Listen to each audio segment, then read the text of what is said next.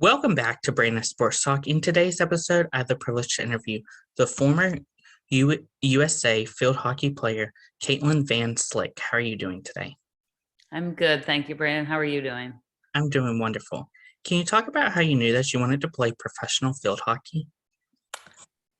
I think in the beginning, I just did not necessarily know that's what I wanted to do. But then I was encouraged by my coaches at UNC that this doesn't just happen to anyone. So maybe you should go for it, try out, see what happens. So yeah, at the beginning, I didn't necessarily know that was what I wanted to do. But then once I started playing more, I was like, you don't want to stop playing. So it was my only other option. How did your playing time at UNC help you to decide if you wanted to go into the US field hockey ram? I think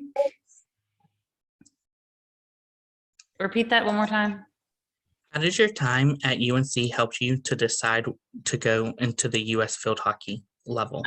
Yeah, I think that again, I think being at UNC, it encouraged me to go at the next level. And maybe because coach played for the US and stuff, I think that kind of shaped me, and she made that important. So like once you got to a certain level and she thought that you could play at the next level, she encourages her athletes to do that. And I think that's great. So I think that's the short answer, when I started thinking about things at UNC. What was it like, obviously, playing at UNC, playing on the field, wearing that Carolina blue jersey? Amazing feeling. First game, first practice even. I was like, wow, you're like, again, you have to remind yourself that you're at an amazing university, you're at an amazing field hockey institute, and it was just so special. So I tried not to take it for granted, and I try to attack every day and make myself better every day. How is it like, obviously, in 29, obviously winning that national championship and hoisting it out for UNC? Amazing feeling. One I'll never forget. Just to be surrounded by everyone you love and to be a part of a team that works so well together. And I think that's why we had success that year. We built a good culture, and we worked hard every day. And again, it came down to the last 11 seconds, and you'd never know what's going to happen, but it was an amazing feeling, something I'll never forget for sure. What was that championship game like, obviously, when it came down to the last 11 seconds? It was wild. It was back and forth the whole time. The both halves were just back and forth. We were down for most of the game, and then we tied it up. And again, it was relentless. Both teams played really hard from what I remember. And again, we just kept trekking away, and we got, sometimes you need a little bit of luck on your side too. It was a great shot by Danny, but sometimes again, you need a little luck. And I think any athlete will tell you that. So it was pretty wild, the whole game. What was that feeling like when the USA Field Hockey called you and asked you to play for them?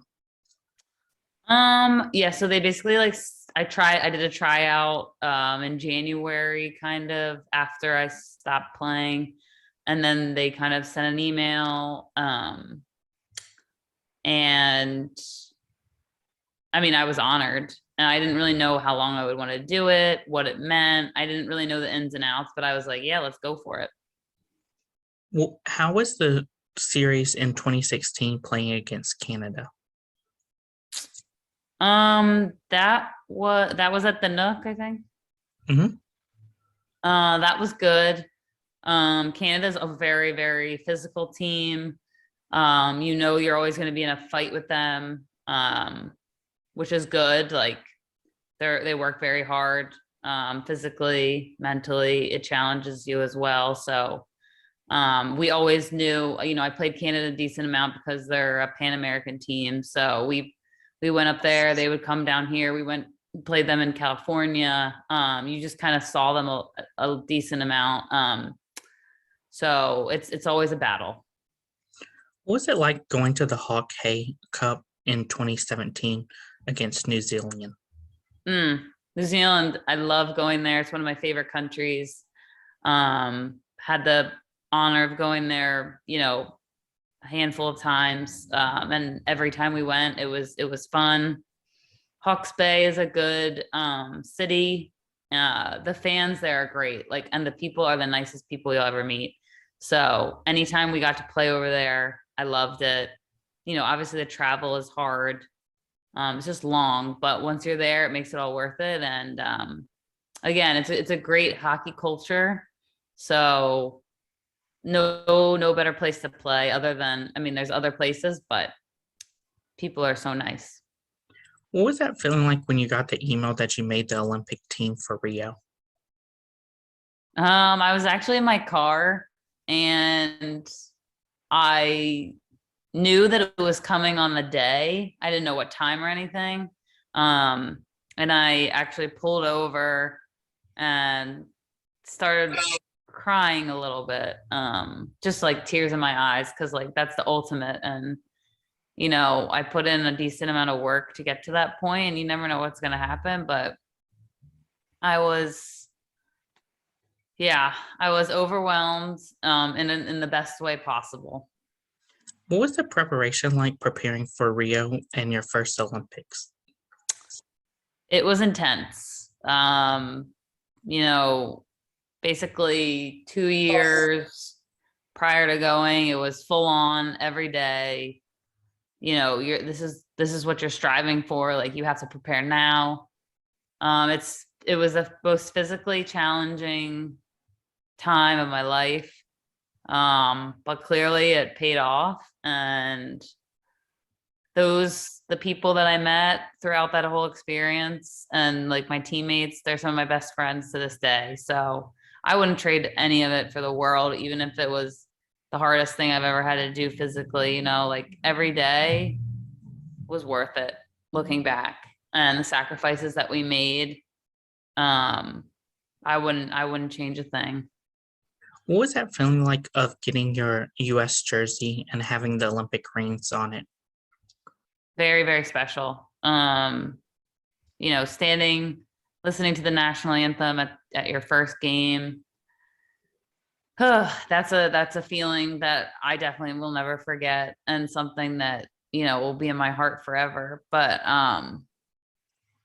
just mainly because you're standing next to the people, again, that you've worked this hard for years, and no one except those people will understand what you went through.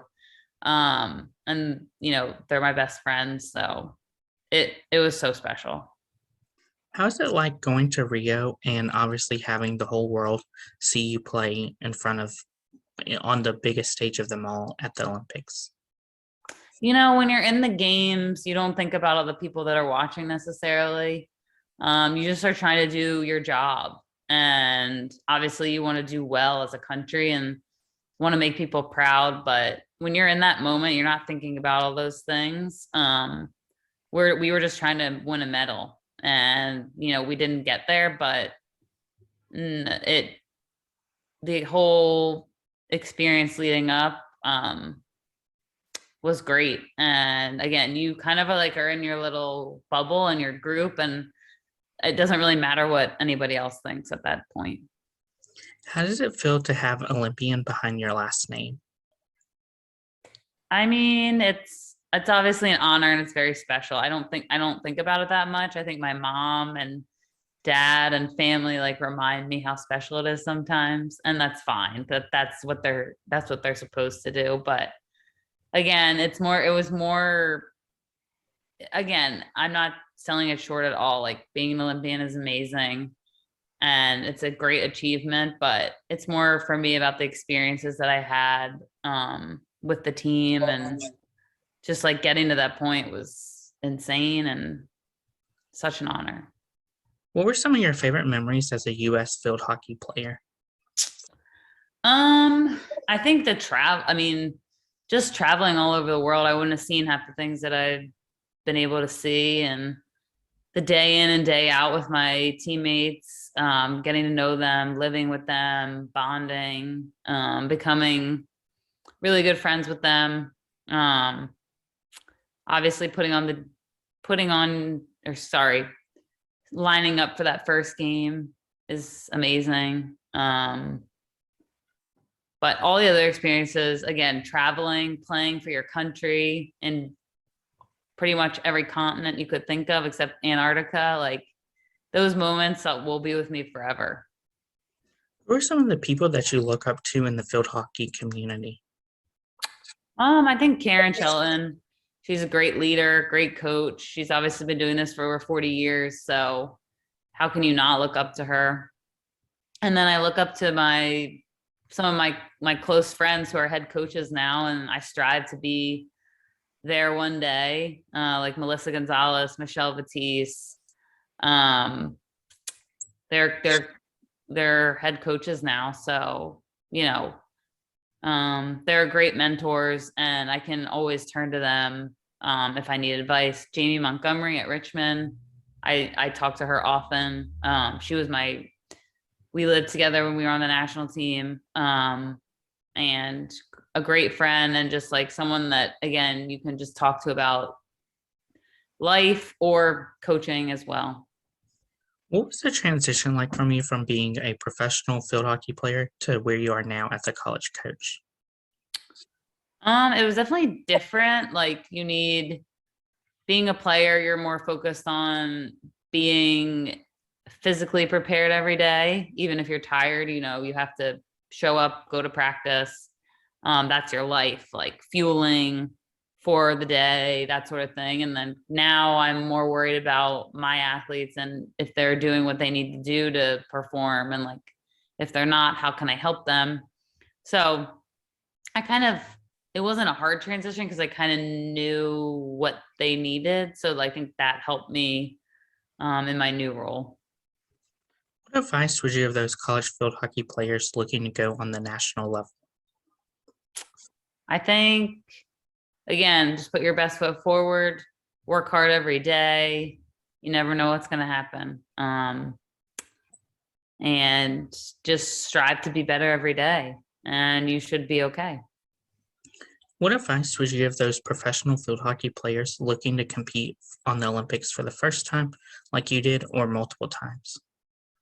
Again, you can control what you can control, and that's how much effort you put in every day. And preparing yourself for the day is something that people take for granted, but it's not easy all the time. And we need to make sure we take care of our bodies and that sort of thing. But yeah, just strive to be better, to be the best. And yeah. What advice would you give professional field hockey players looking to transition into college coaching how you did? I think don't sell yourself short with the knowledge that you've gained with your experiences, both playing, and then take what you can from your current coaches and really just learn from them, and, learn if you like their style, if you don't, just take in as much knowledge as possible every day. That's great advice. Where can my listeners find you at on social media? I am only on Instagram. It is Poppy_20. I'm not on Twitter, so that's all you got.